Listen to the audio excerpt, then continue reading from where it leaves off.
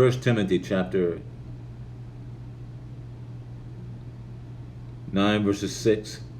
But they that be rich shall fall into temptation and a snare, and to many foolish and hurtful lusts, which drown men into destruction and perdition.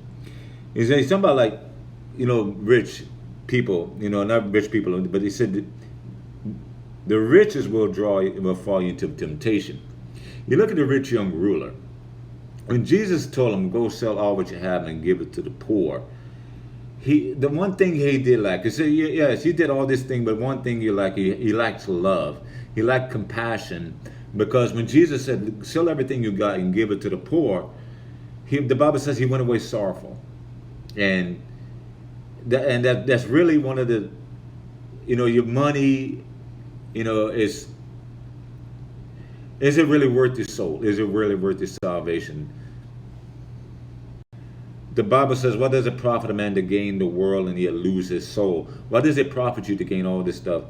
Gain all the riches, gain all the money, gain all the fame, but yet lose your soul. That's where you fall into temptation, because you fall into pride. You can fall into greed. It is all a snare. I mean, it's nothing wrong with being rich, but you got to put God as a top priority,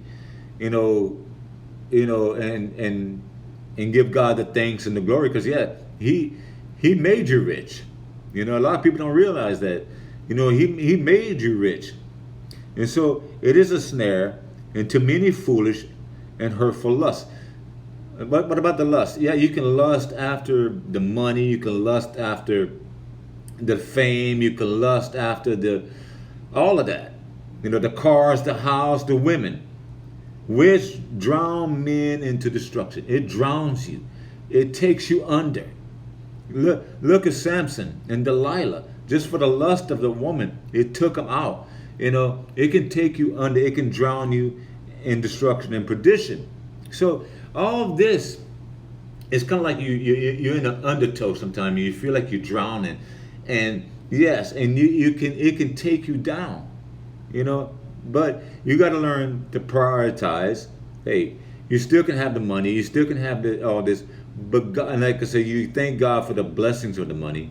You thank God for that, because the Bible says he owns the cattle on 1,000 hills. So he owns everything. So you thank God, look, hey, he made you wealthy, And so I'm grateful to God for the money that I do have and everything that I do have.